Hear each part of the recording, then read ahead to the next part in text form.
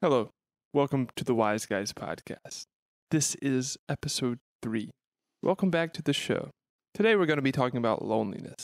I feel like loneliness is kind of an epidemic sweeping across our fair country. Okay, what do you contribute that to? I think it's primarily the outsourcing of social interaction to websites and other online or like distant forms of communication rather than physical intimacy, as in like being physically present, able to touch someone, able to hear their sound waves in the room.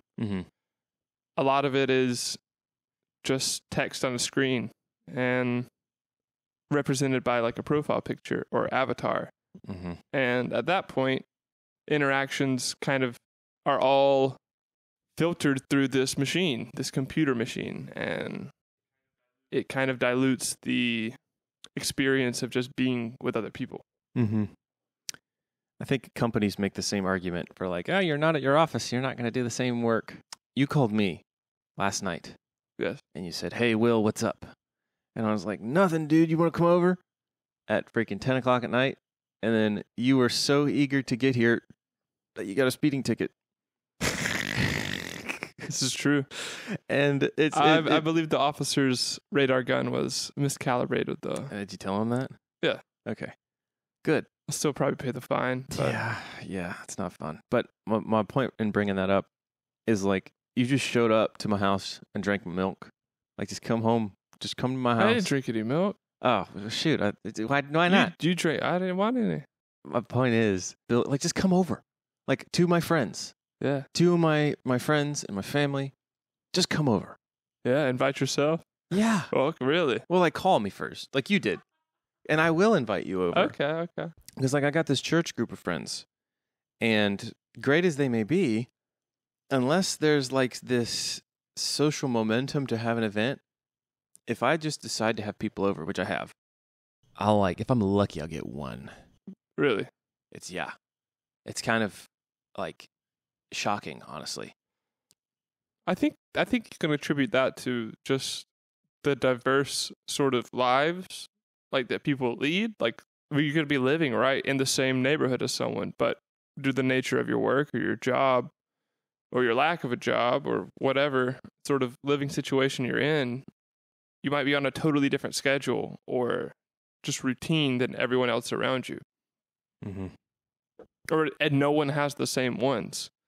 And unless you're actually working at the same company on the same shift and then have the same interest outside of work, there's not really any way to like interact beyond passing, that you can't have extended sort of interaction, which is, I think, the normal sort of human just experience. Is like staying for, like, I think this is in the Bible a lot. They go and they visit for like months or a couple days. I feel it's just it's mainly our technology that isolates us. Have you read any Isaac Asimov? So there is this group of humans that leave Earth called spacers. They live on Mars or somewhere, they terraform the planet, or they're living on satellites. But the nature of their reality is they have robot servants that take care of all of their needs. And eventually this gets like, in several thousand years into the future, in the novel series, there's a planet where like, there are 10,000 robots to one person. So one person gets to control like thousands of acres of land with 10,000 robots, and they can do whatever they want on it, and they never interact with another person outside of seeing them on a screen. And I feel like that's where we're at. That's not where we're at. That is a scary reality that we could fall into. This idea that you can solve all of your problems through technology, and that the only thing that we need is to reproduce, and then the means to extract resources from our environment to take care of our physical needs. But we have emotional and social needs as well. Yeah. I attempted to capture some of my thoughts via words. Would you like to share with us? Yes. So I've actually never read this to anyone. This is a Wise Guys podcast. live special event. All is lost. Space and time stretch on with nothing in them. The darkness of the void closes in with nothing but hope keeping it alive. Suddenly a light breaks forth from yonder moon. It is the Lord strong to save. On a mighty steed he is clothed in white, his mane stretching without end. His glory knows no bounds, and with his mighty right hand he will judge the wicked. As for me, I am so small, but don't go unnoticed. He plucked me up from the pit and set my feet on the rock. If not for him, my hope would be lost. Somewhere in the mist he approaches unseen, his mercy and might, with my life in between. Who can fathom your wisdom and understanding? I am merely a man and only understand so much. The most I understand is that I don't know enough. Teach me your ways and show me your paths. I know not where I tread, nor where I head, but for your mercy I am living among the dead. Someday I will pass through your gates, your arms open wide before me. But for right now I doubt if your story ends for me. How can I possibly express the depth of my heart? Only you know it alone, Lord, so enlightened thou art. Alone and cold I spit into the void, awaiting a response, something more than comfort, more than words. Where are the titans of my age? Where is the wise man of understanding? They all serve you with their lips, none serves you with their heart. Even I am impure in my heart. Hopeless are we to stand on our own. We need your arm, your protection, Lord, yours alone. Who will hear these words of mine and understand my cry? God, you answer to those who call to you, Lord. Now pray, answer mine. What is to be done for me and my people? Will you let us drown in dregs forever? Will your anger burn hot against our folly without quenching? Turn us back, Lord, to you, my King. Let the words of my mouth turn a nation to healing and praises. To the Lord of hosts, the Lord King of all, return us now from how far we fall.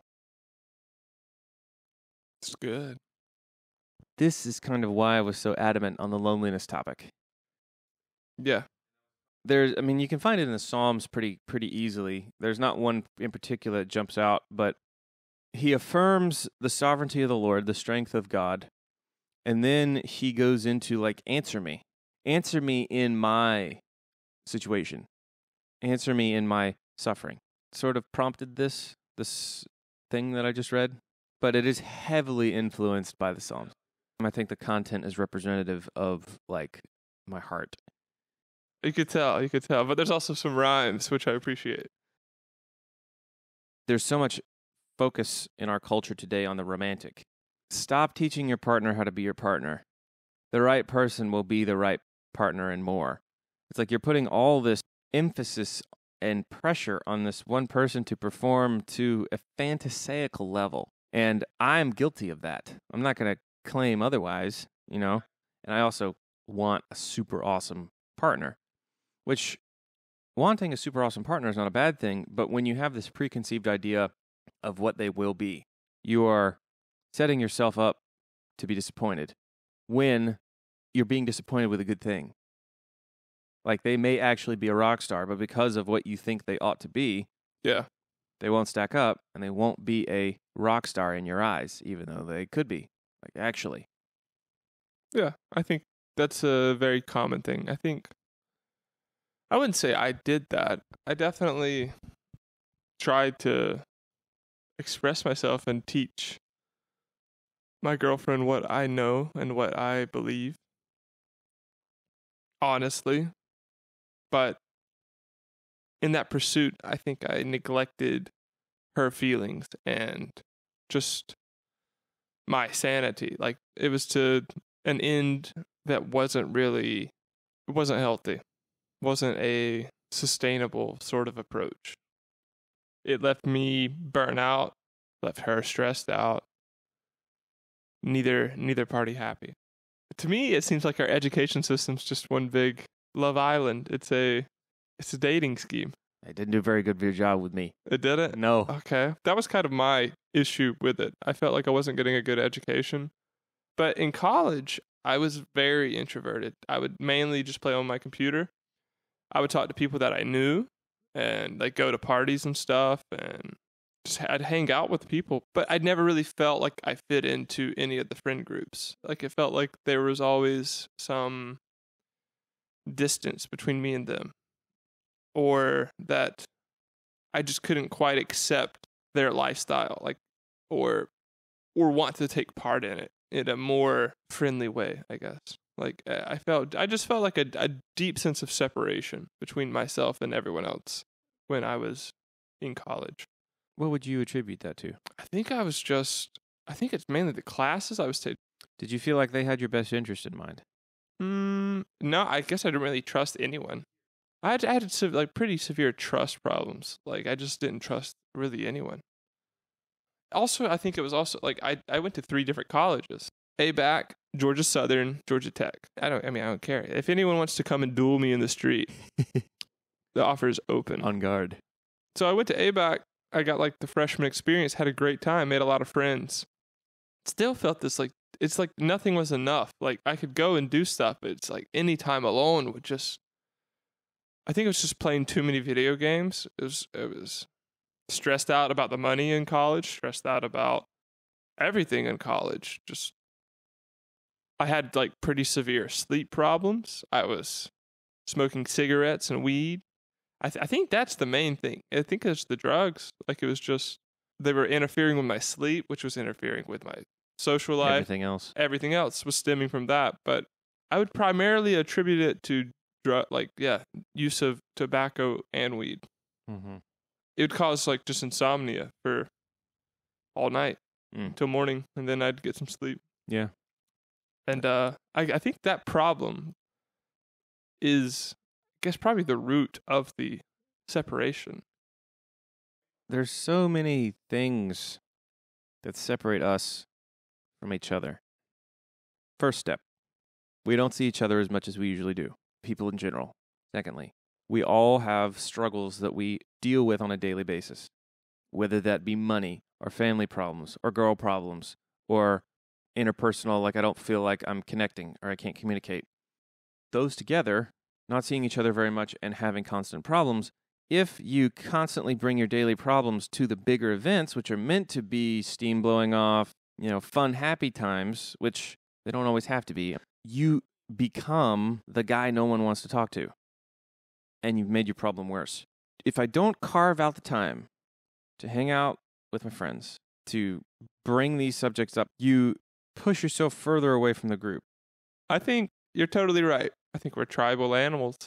I think we like to be in groups and see the same people every day. And when you regulate it to, okay, we're only going to meet once a week, or we're only going to meet a few times every month, it becomes a very lonely feeling where like you're only knowing people in passing. You don't get to fully know them.